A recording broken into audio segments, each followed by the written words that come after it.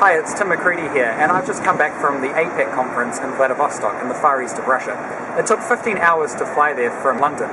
It's amazing to think that a city can be 6,500 kilometers, 7 time zones, and a 9-hour flight from its capital. Most Asian capitals are closer to Vladivostok than its own. My time in Vladivostok was spent taking part in the APEC Voices of the Future program, which I was chosen to represent New Zealand for.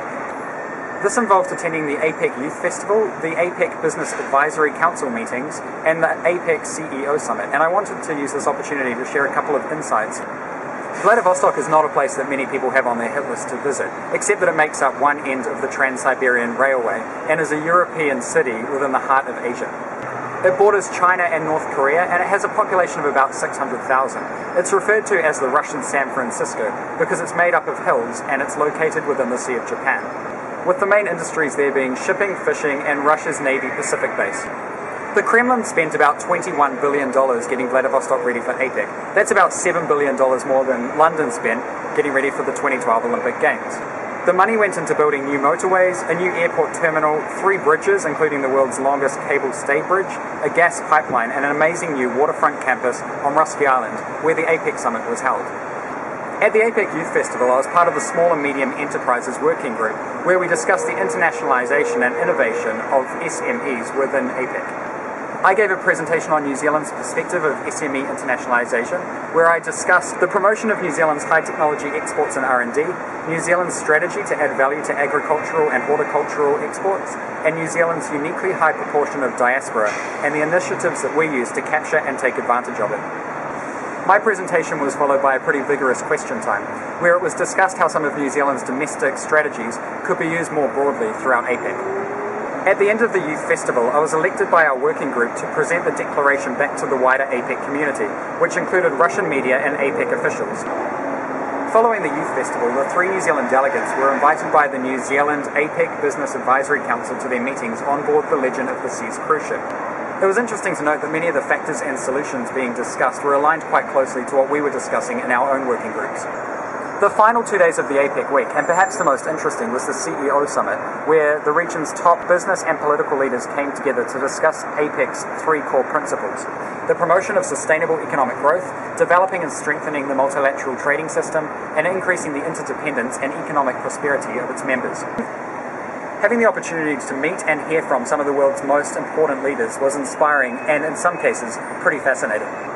It's fair to say that Russia has traditionally leaned on the European side of its geography for its economic development, but President Putin made a real point of acknowledging that due to the economic crisis in the Eurozone and the fact that developing regions continue to grow far more quickly than traditional markets, Russia is reorienting towards the Asia-Pacific region.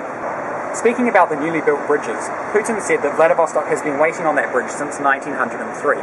He got a lot of laughter when he acknowledged that it takes us a while to get things done in Russia, but it's true. And finally, after an 18-year wait, Russia has become part of the World Trade Organization. And I think having APEC held in Vladivostok marks the beginning of a pretty exciting time for Russia as it begins to become more integrated into the global economy. Secretary of State Hillary Clinton spoke about the importance of including and supporting women for economic growth and prosperity across the APEC region. She also addressed the importance that APEC plays to the world's economy, accounting for 54% of the world's GDP.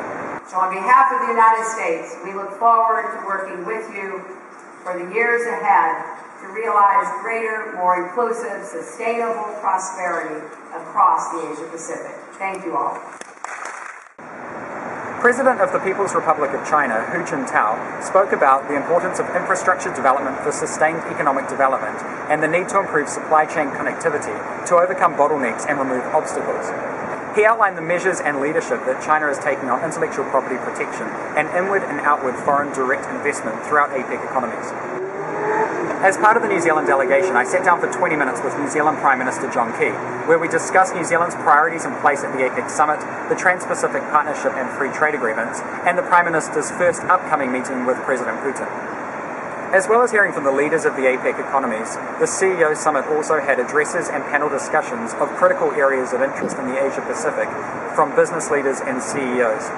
A couple of sessions that I particularly enjoyed were Food, Feeding 7 Billion People, where panelists, including the chairman of John Deere, discussed the challenges that come with a growing population and depleting resources. The importance of free trade agreements were referenced because not every country can be self-sufficient in every food type. Food needs to be produced where it is viable and then shared with the world. The panelists agreed that we must continue to bring science into farming practices, which would vastly improve the food situation, even today, and that risks are created by governments who don't allow agriculture to fully develop.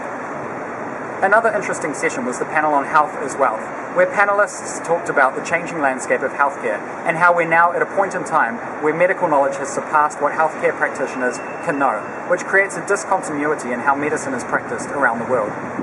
It was inspiring when the panel agreed that people should be thought of as an investment and not a cost, because without people, you don't have a company. Overall, my trip to Vladivostok and to APEC was inspiring. The theme of the summit this year was addressing challenges, expanding possibilities, and the summit did a great job of covering it. On a more personal level, attending APEC has encouraged me to look at my own possibilities within the Asia Pacific. Business and political leaders are really excited about the potential there, and they have good reason to be. Thanks for watching this video. If you'd like to check out what happened behind the scenes at APEC, including the APEC parties, food, beaches, and vodka, then click on my video down below to see it.